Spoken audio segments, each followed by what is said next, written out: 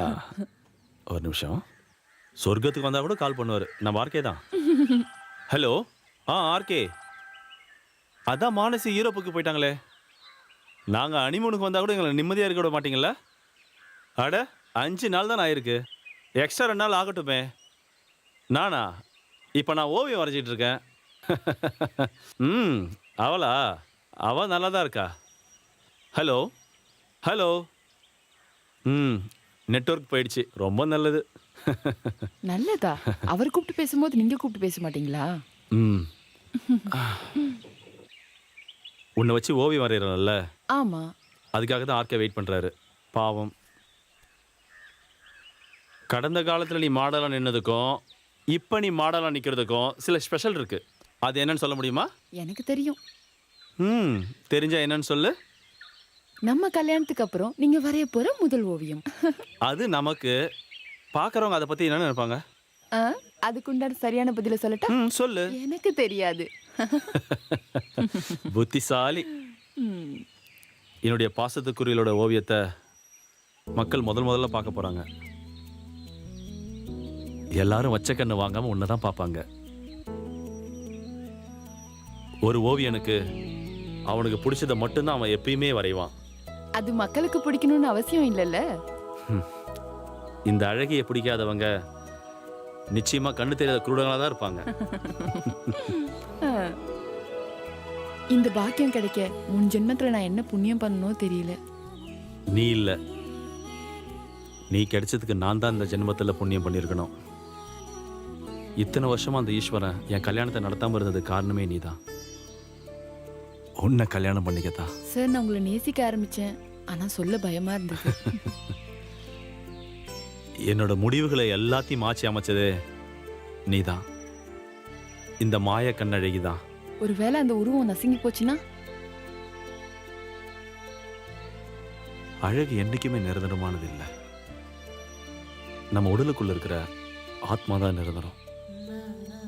அதுல அழகுக்கு எந்த ஒரு இடமும் இல்லை.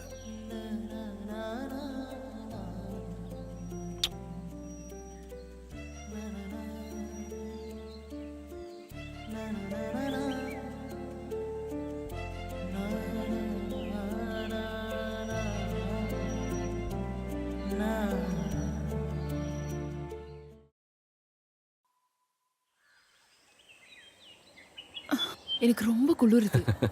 அந்த ஷால் எடுத்து போத்திக்க.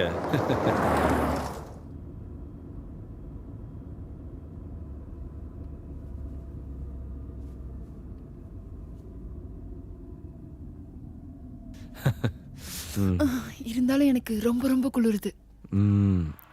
நாளை காலையில் ஆர்கியானோ பார்க்கலன்னா அவர் ஆவியாயிடுவாரு. அதனால தான். இல்லைன்னா உன் குளிரை நானே அடக்கிடுவேன். தேவையில்லாததெல்லாம் யோசிக்காதீங்க சார்.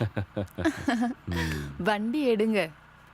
Okay madam, சொல்லிட்டீங்கல்ல.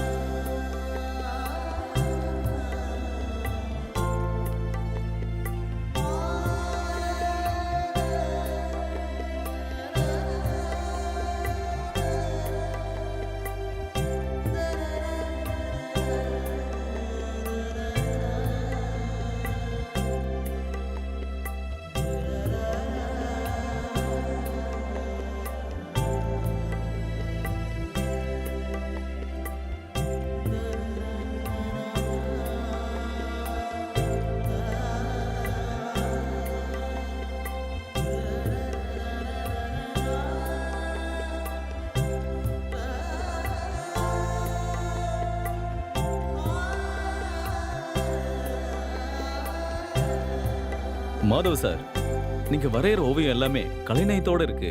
எப்படி இந்த மாதிரி வரைகிறீங்க? நான் வரைஞ்ச ஓவியங்கள் எல்லாமே என்னுடைய சந்தோஷத்துக்காகத்தான். அதனால தான் எனக்கு பிடிச்ச விஷயங்கள் எல்லாமே நான் தேர்ந்தெடுத்து பண்றேன். மற்றவங்க எதிர்பார்க்குற மாதிரி என்னால் பெயிண்டிங்லாம் வரைய முடியாது. போர்ட்ரேட் பெயிண்டிங் உயிருள்ளதுன்னு நீங்கள் நினைக்கிறீங்களா? அப்படி நான் சொல்ல வரல. யோசிக்கிறதுக்கு சில டைம் எடுத்துக்கிட்டு ஓவியத்தில் சில சஸ்பென்ஸ் பண்ணலாம். ஆனால் அதுலேயும் ஒரு அழகு வேணும். ஒரு முக்கியமான கேள்வி. ம் கல்யாணம் முடிஞ்சதும் செஞ்ச முதல் வேலை ஓவியத்துல தான்னா பொண்டாட்டியை தான் நிறைய வரைஞ்சிருக்கீங்க. மனைவி, அதாவது ஒரு பெண். இப்படி நீங்க வரைகிறீங்களேன்னு மற்றவங்க உங்களை பார்த்து கேள்வி கேட்டா என்ன சொல்லுவீங்க? இதை பற்றி தான் நான் ஏற்கனவே சொல்லியிருக்கேனே. எனக்கு ரொம்ப ரொம்ப பிடிச்ச விஷயத்த நான் வரைவேன். நான் பார்த்த எல்லா அழகையும் நான் மட்டும் ரசிக்கக்கூடாதுன்னு மற்றவங்களும் அந்த அழகை ரசிக்கணும். அவ்வளோதான்.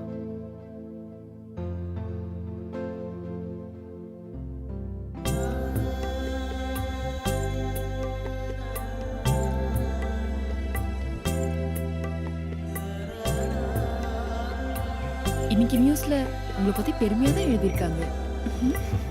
எல்லா பத்திரிக்கையிலும் இப்படியே எழுதுனா நாளைக்கு உண்டான பேப்பரை நான் கண்டிப்பா வாங்கி பார்ப்பேன். இதில் எனக்கு கொஞ்சம் கூட இஷ்டம் இல்லை. பரிசு எப்பவுமே ஒரு முக்கியமான விஷயமாச்சே. ஒரு ஓவியனை பெரிய ஆளாக்குறதுக்கு என்ன மாதிரி ஆட்களோட பங்கு இருக்கு. அதுலயும் ஏமாத்துறவங்க இருக்காங்க. சில பேர் அப்படி இருப்பாங்க. இருந்தாலும் உலகம் ஆதரிக்கிற மகான்கள் இங்கேயும் இருப்பாங்கல்ல. நான் சொன்னது சரிதானே? தூங்கிட்டீங்களா?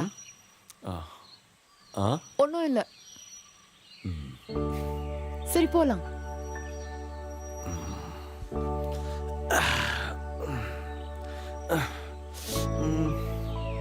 போலாமா?